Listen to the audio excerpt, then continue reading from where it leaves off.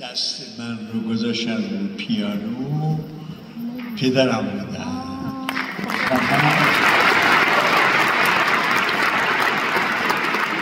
و من برای سپاس ازشون یه موسیقی نوشتم، قطعه موسیقی به نام یادگار عمر.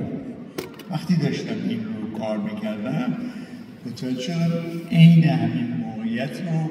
همایون جان داشتم. همایون جان هم هر چی یاد گرفتم از شجریان بزرگ یاد گرفتم.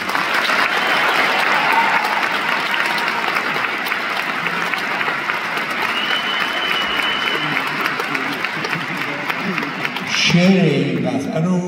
آقای کورا ایمان نوشتن به نام یادگار عمر.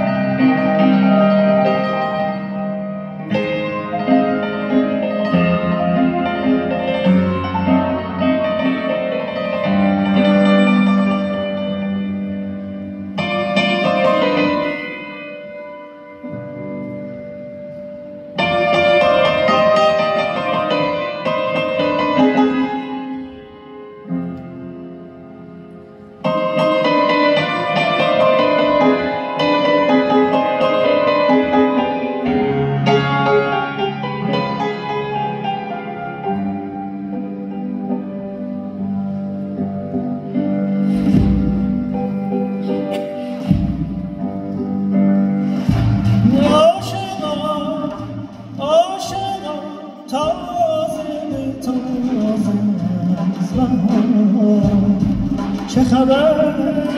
از بهار از گل و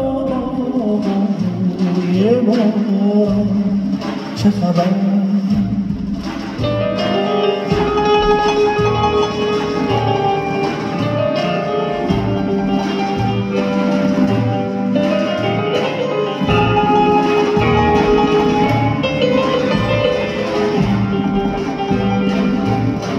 چشم گر از غم بپوشی سر گر از خزان برآرم صد هزاران جوان دار در هوایم گر بباری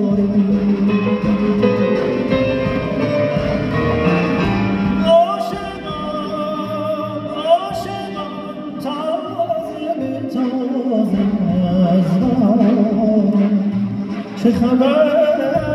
از بهار از گل و بوی باران چه خبر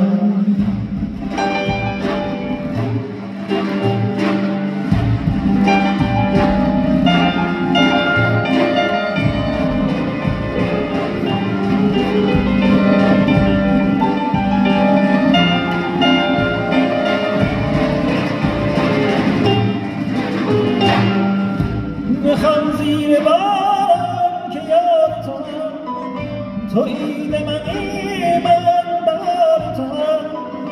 اگر شب خبر میزنم نیافتادم که در سال تو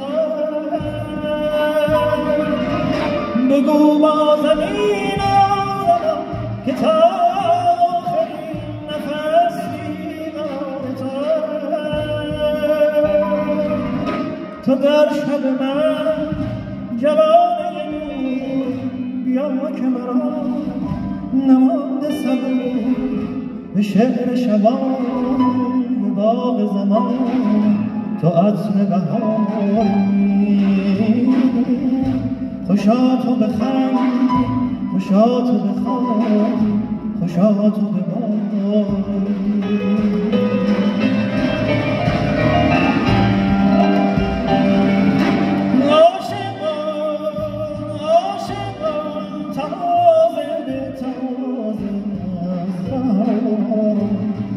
چه خبر از بهار از گل و بوی باران چه خبر